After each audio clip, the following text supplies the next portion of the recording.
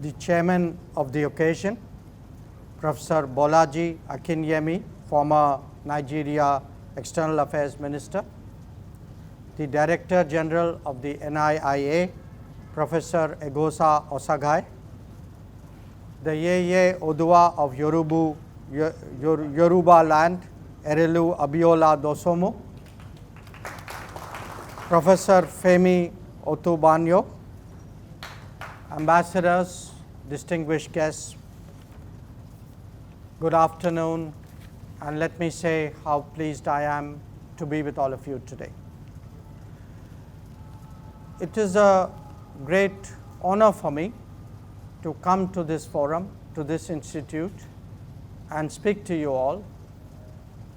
One, because it is my first visit to Nigeria, and perhaps a public forum where we speak about our relationship is a good way to start that, but also because the NIIA has a long relationship with a similar institution in India with which I myself had a long association, the Indian Council of World Affairs.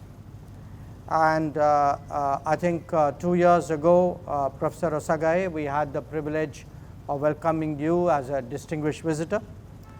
And today, my presence here, I hope, would help to contribute to the relationship between the two institutions. Now, as you were told, our relationship, that between India and Nigeria, predates the independence of Nigeria. Our diplomatic presence was set up in Lagos in 1958. And even before that, there were generations of Nigerians who had known Indian teachers, who had known Indian traders, who had a connect with India before there was a formal diplomatic one.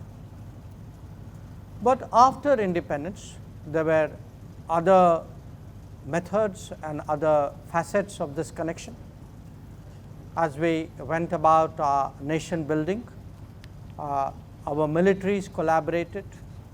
The National Defense Academy at Kaduna is a symbol of our army cooperation, just as the Naval War College at Port Harcourt is an example of our naval cooperation.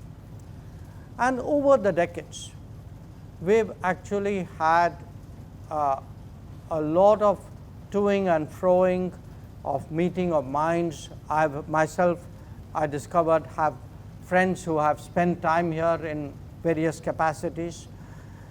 And in fact, in many ways, we hold up Nigeria as an example of our international technical and education cooperation program, because the alumni of that program have actually done the relationship very proud over many years.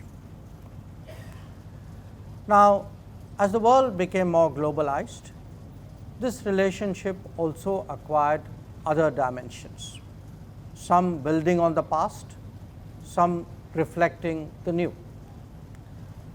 And one of them today is the presence of an Indian community of, I believe, about 60,000 people, who are a living bridge between our two countries, who serve the relationship in multiple ways, and who ensure that while politics come and go, while economic changes happen, that link between our two societies remains strong and remains steady. Now, over the years, but others too, have helped build a very strong economic relationship. We, I believe, have today an investment commitment in this country of close to $30 billion. Our annual trade fluctuates between $12 to $15 billion. And quite rightfully, we have today a relationship that we characterize as a strategic partnership. Now, I say all this because as the first stop on a first visit I think it's important for me to recognize how far this relationship has come. But I'm here to talk about the global agenda and about the global south. So allow me to shift gears and address that topic. Interestingly, I'm coming here from a non-aligned meeting in Kampala. And I say this because the Honorable Professor and former Foreign Minister referred to the non-aligned connection between us, but also because today it is one reflection of both the global south and the global agenda. I'm also coming from a G20 presidency that India was proud to chair, where we saw the expansion and the first ever membership admission of the African Union on a permanent basis. And I'm very proud to say that this was an initiative that was personally led by my Prime Minister, Narendra Modi.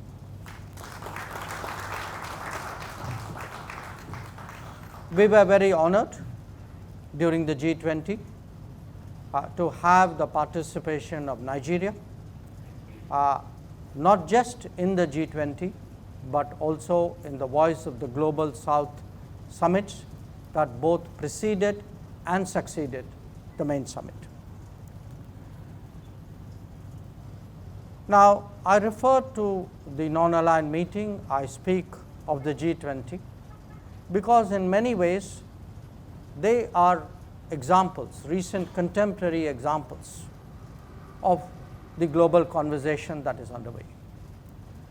And this global conversation is actually focusing on the advancement of the global south, because without the advancement of the global south, we are not going to see planetary progress. But this global conversation, by its very nature, is constantly distracted. Some crisis happens, some big event happens, some other agenda comes in place, and the global conversation then wobbles, it goes off track. People lose that sense of focus about what are the priorities. So one of the big achievements of our G20 presidency was that after some experience with a very polarized, divided world, which was very much, I would say, focused on one particular region, we were able to bring back the attention of the G20, we were able to bring back the attention of the world, we were able to bring back the attention of the global south on the issues that really count today. And those issues are those of sustainable development goals, of clean and green growth, of women-led development, of health, energy and food security, of digital public infrastructure, of indeed of our way of life and of our planet's future, and of the fact that the growth of the majority of this planet should not be traded against arguments of the well-being of the planet. Both are possible if only we fashion our policies correctly. Now, as I said today, one part of the debate is what is actually the global agenda. I gave you some examples. And these examples actually point us in a certain direction.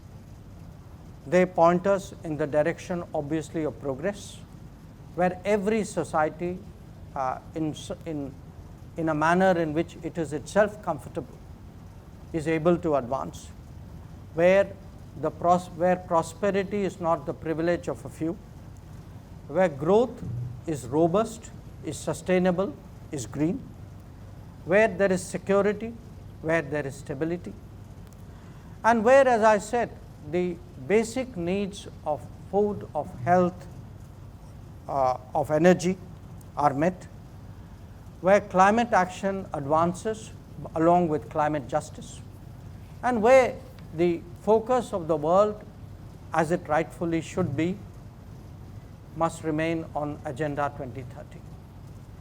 And I can tell you that for me, perhaps really an objective assessment of our own G20 presidency was when I went at the end of September to New York and I heard from the Secretary General of the United Nations his appreciation that once again the conversation was on the right issues, that the SDG summit, the summit of the future that will happen later this year, these will be taking up what concerns the majority of the people of this planet.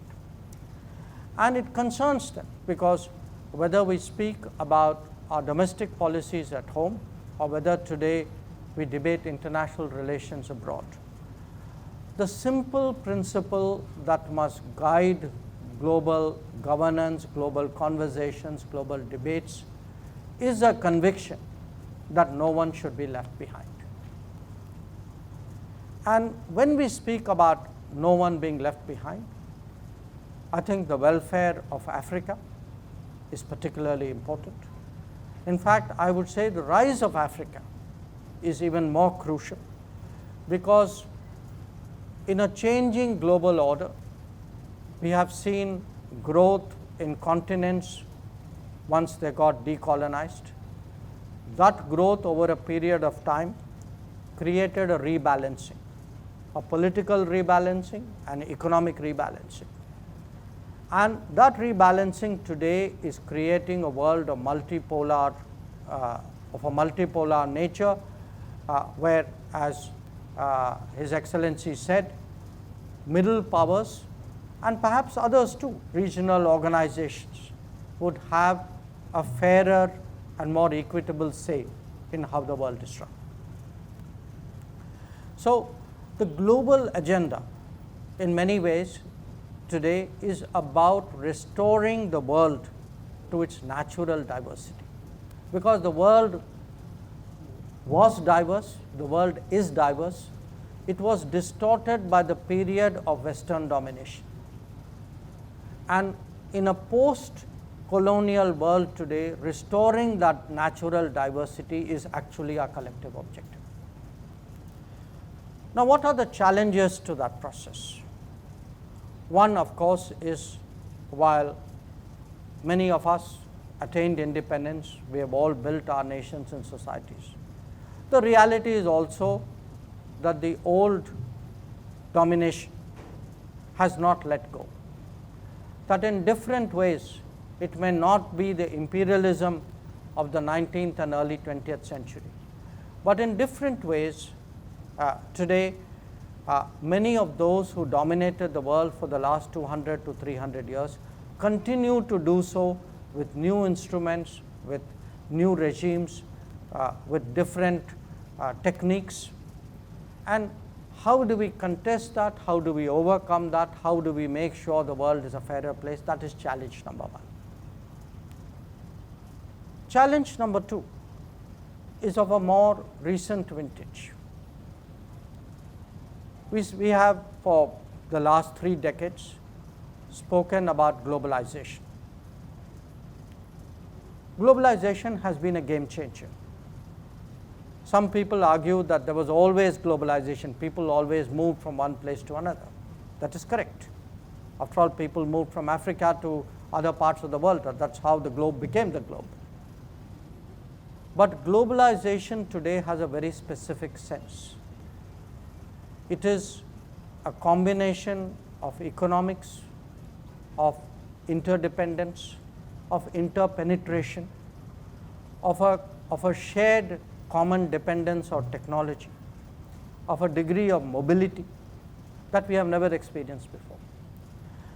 Now, while globalization has had many positive results, it has also undeniably led to very deep economic concentrations. That much of the world today depends on production of a few geographies. Now, it worked when we believed that the entire world could be run in the manner in which Japanese cars are produced in Nagoya, that everything came just in time to meet the requirements of the day. We were wrong, but we didn't know it. And then COVID came. And COVID brought home to every one of us that the most basic things of our life, we were often dependent on suppliers and producers from far away. Not just dependent on them, as we discovered during COVID, we were hostage to them. That many of us struggled with masks and gloves and PPEs and ventilators and basic medicines and vaccines. We struggled for food. So one of the big takeaways from the COVID experience is our world today needs to be de-risked from the over-concentration. That if we speak about a more balanced world, a more democratic world, democratic is not just political democratic. It is not just the rights of different nations. Democratic also means every region, sometimes every large country, must have within its own grasp the basics of its production so that it is economically and socially secure. This is our challenge number 2.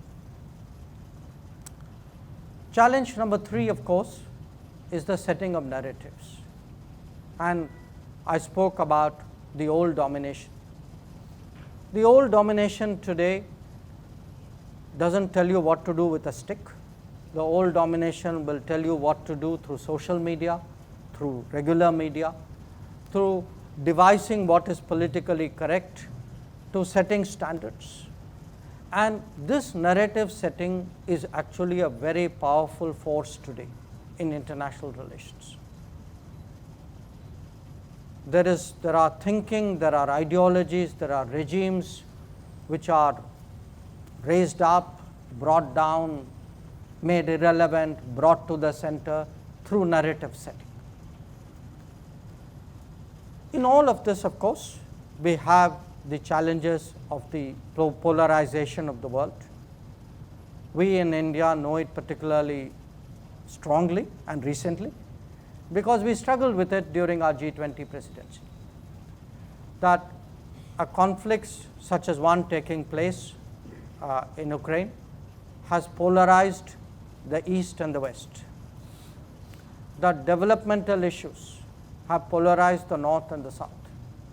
So how do we today talk of a global agenda when the globe itself is so divided?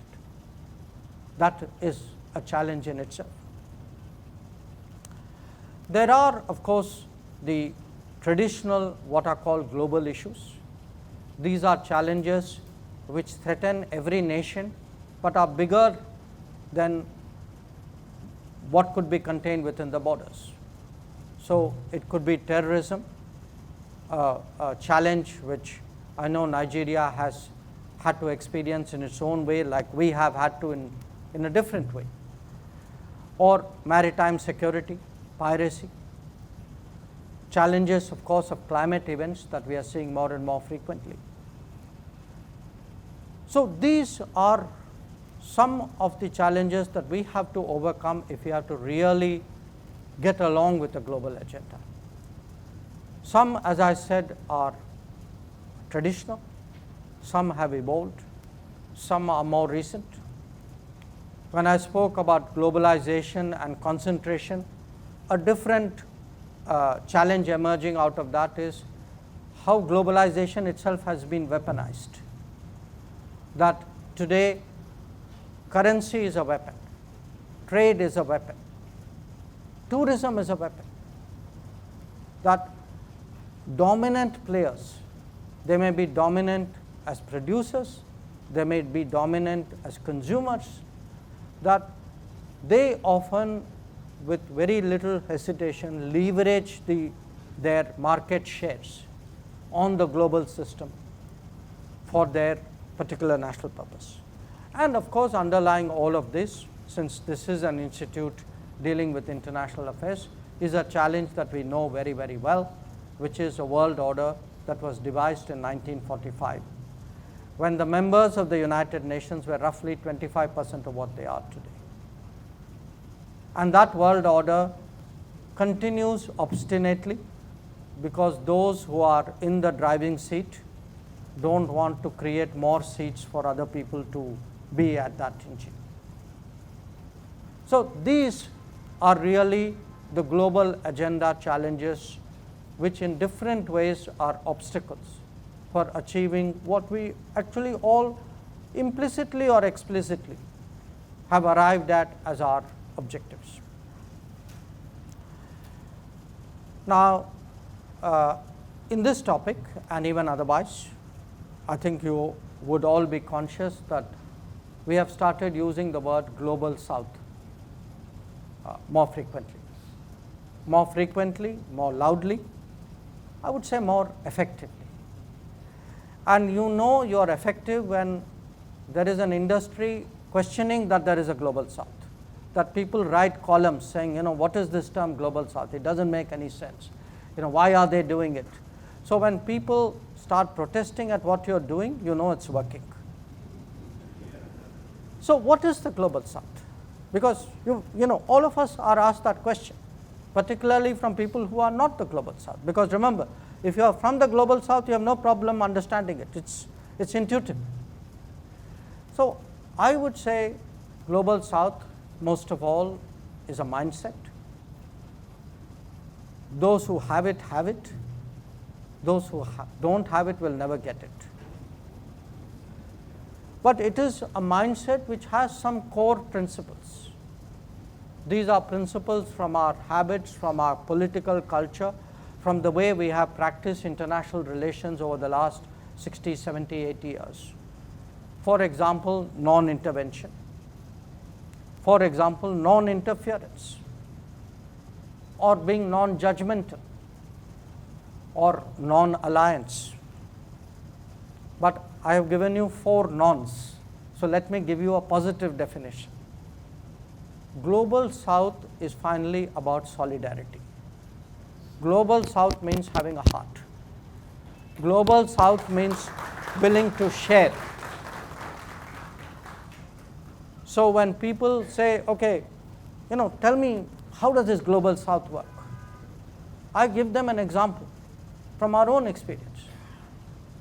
I tell people, look, in my country we were still vaccinating people when we started supplying vaccines to 100 countries in the world.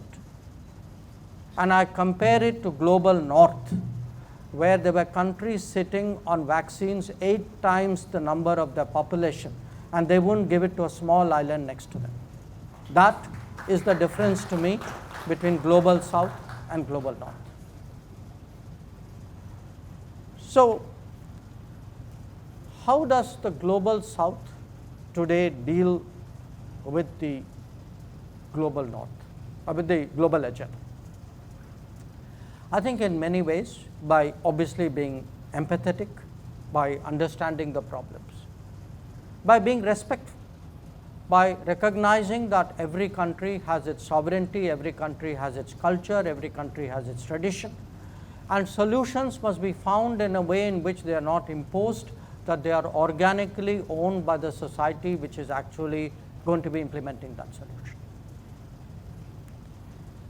And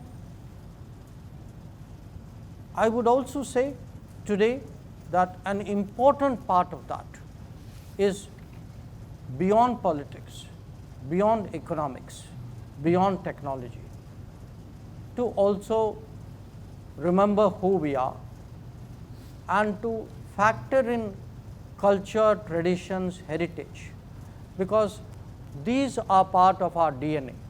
We all are more comfortable with certain solutions and certain methods because that is part of our culture. So I would define global south and the manner in which the global south works as a mix of all of this, of political consideration, of economic sharing, of technology spread, but of cultural sensitivity. So in all of this, because the title was Global Agenda, India and the Global South. So what can India do? What can India do with the Global South? In a sense, for the Global South. And in a way, I answered the observation which Professor Akinyemi made, which was, he said, the more the world changes, the more it remains the same.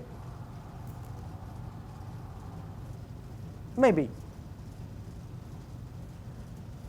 But let me tell you what has changed in India. In fact, he himself gave us an example, the lunar landing. I give you another. The fact that we could produce vaccines on such a massive scale, not just for our needs, but for the world at large. Not just produce vaccines, invent vaccines. Or if one looks today at technology, the fact that there is a 5G stack in telecom, there's an India stack when it comes to digital infrastructure. The fact that on a matter today as important but as basic as food security, we are actually rediscovering our traditions in propagating millets, because millets is very much part of our tradition and one which all of us have unfortunately diluted, both to our own cost and to that of the planet. So the question, what has changed? I would say in all objectivity today, India can and is contributing more.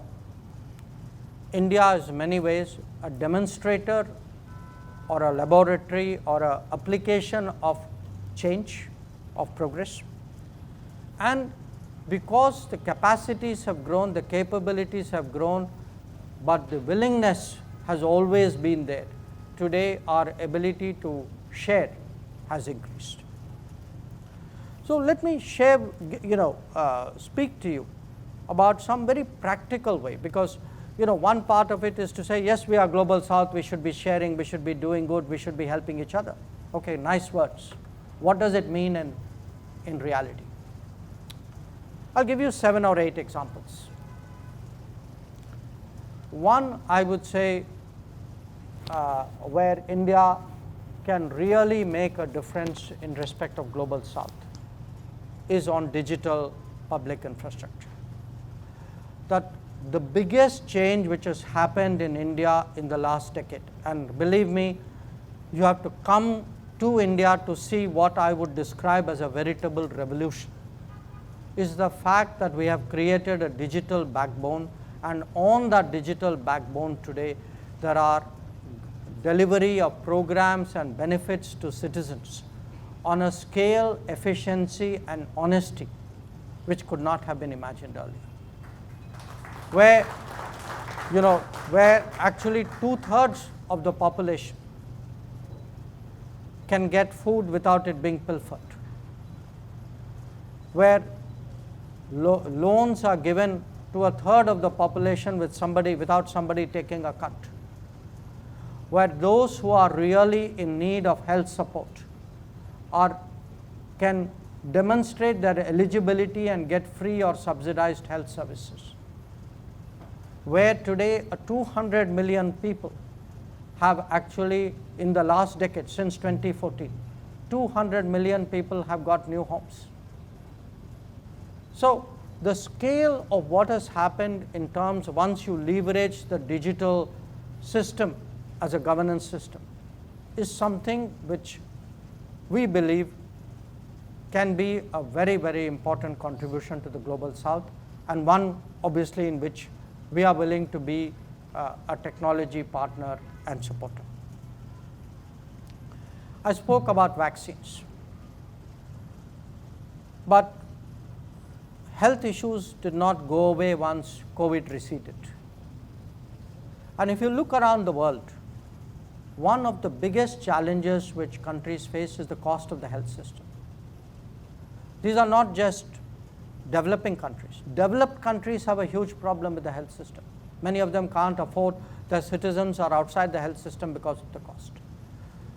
today again, we have tried to create nationally for 1.4 billion people a system of low-cost medicines which is primarily based on generics, where through bulk purchases, through making it accessible on a large scale, we are able to dramatically reduce the cost. These are called people's pharmacy, and this is really, I would say, this is not rocket science. It is a good example of political will, inventory management, and a feeling for those who are vulnerable, who could not afford medicines otherwise. We spoke about space. The lunar landing was one demonstration. But again, space is a domain which holds so much possibilities for development, that from space, and it could be space, but again I talk of a much lower orbit technology, drones.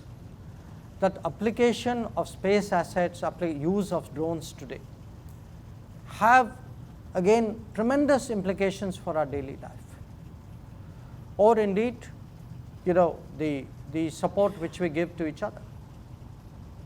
India today has executed 600 projects in 78 countries across the world as part of that global South solidarity. So I mention all this because it's one thing to speak about solidarity, to refer to cooperation, and we are all genuine in that expression of sentiment. But what has changed is today the ability to translate that sentiment into practical activity, into assets, into solutions, that in a large part of the global South, certainly I would say from the east coast of Africa probably till the west coast of Australia, we are today a first responder. If something happens, more likely than not you will see Indian forces out there among the first to go in. So to me, global South is actually a movement whose spirit, whose sentiment, whose commitment needs to be harnessed for the betterment of the world in very, very practical ways.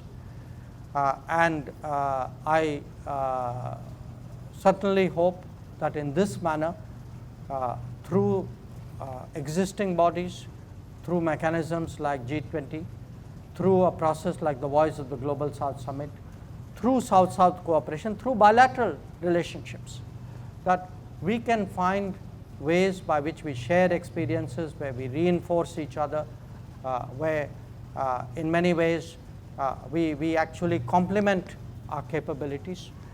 It is in pursuit of those objectives that I am here. I will be going on tomorrow to Abuja to discuss with my counterpart how to take these practical things forward through a joint commission. But I am really very appreciative today that you have given me an opportunity to share these sentiments with all of you.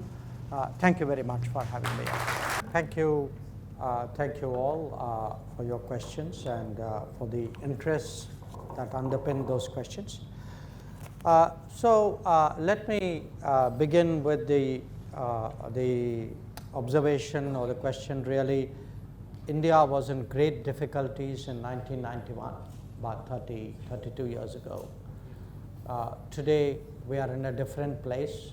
Are there lessons there? And if so, what are they? In a way, because there's some similarity between your question and what the gentleman there asked, which is every country has to find to some degree its own solution. But every country to some degree also finds part of a common solution. I mean, that's the way it is, which is why we study each other, which is why we relate to each other, which is why we discuss with each other. I think what has happened in India's case is it's not also that our path was always linear, predictable. We've had our ups and downs. But what has certainly changed, I would say, particularly in the last 10 years, and I say this as someone who's been now close to almost nearing my 50 years in government, that in the last 10 years, in a sense, there's a certain leadership, there's a vision, there's a deployment of technology, there's an understanding of technology. There is a kind of a energy in the society which has been awoken and given channels to express itself.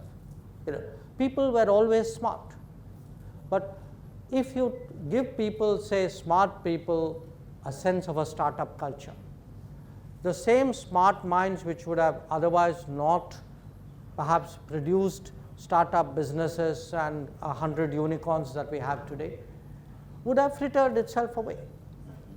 So it's very hard to say what are the exact combination of factors which accelerate national growth and progress, or which slow it down, or which plateau it. It's a variety of these. But in fact, even the idea of what itself is progress has changed. That if one looked simply at growth rates, we had great growth rates in previous decades, but the growth rates did not translate into benefits for many sections of the society. So there were parts of the country which were racing ahead, and there were parts of the country for whom not that much had changed. So building an inclusive society doesn't have to be a bleeding heart exercise. It's actually common sense, because if you look in terms of predictable demand in a society, consumption in a society, so it is both the smart thing and the noble thing, the right thing to do. So I would say, there are aspects of our growth and development and experiences which will have relevance. We approach the world, especially countries of the global south, with that viewpoint. But at the end of the day, they have to absorb it and devise their own answer. Now, the second question, if there is momentum, how do you insulate it from politics, from global politics? It's a tough job. I just look at the last 2 years, or I'd say last 5 years. Before us, Indonesia was the chair of the G20. Okay. Despite Indonesia's best efforts, their G20 presidency was completely and utterly dominated by the Ukraine issue, and a whole lot of other development issues, SDG, climate, reform of international financial institutions, gender issue, food issues, they got sidelined. So this can happen, and I think it's again part of why we need a strong global south solidarity, is to make sure today that the world is discussing what is the real agenda for the majority of its inhabitants, that its agenda is not skewed by the interests or the concerns of a few, however legitimate those interests may be. On the issue, madam, about how do you counteract new colonialism,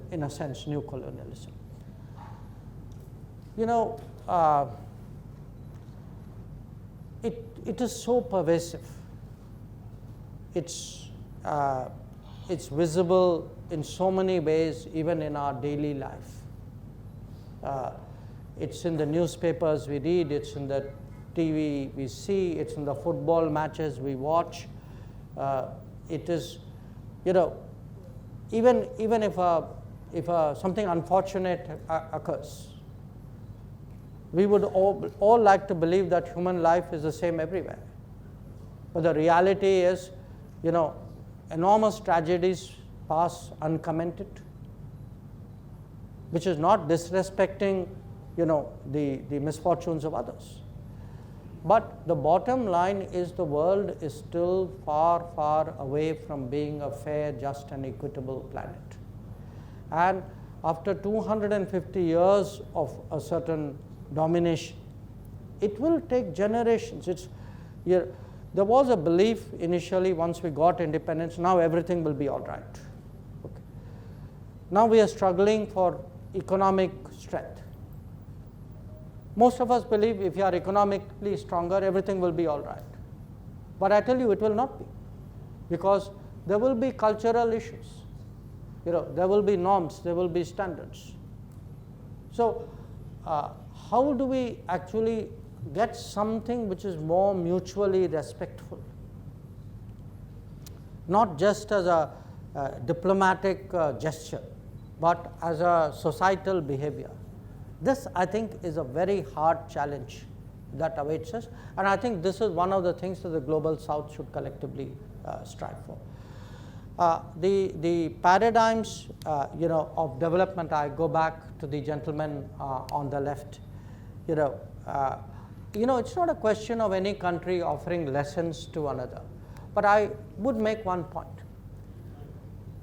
Again, I'm speaking from our own experience, understandably. One of the big changes which has happened in my country in the last decade are very basic changes. One is connecting houses to piped water. It's a very basic change, but it's a very big change.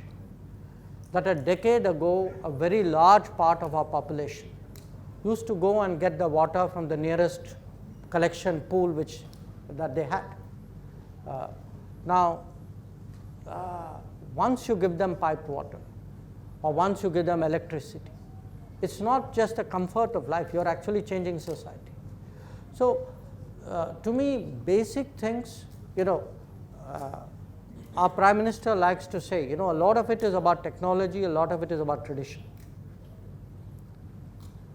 Now, basic things are as important as the biggest tech. In fact, one can be used to deploy the other. And the last point, the rise of Africa. Look, I know, there are some particularly daunting challenges which different countries are facing. My point is this: the world will not be multipolar, the world will not be truly diverse, the world will not have a true sense of participation and ownership if 54 countries of the world are left out of the manner in which the world is discussed and run. And for us, when we became independent, there was a widespread feeling that India's independence was not complete till Africa got its independence.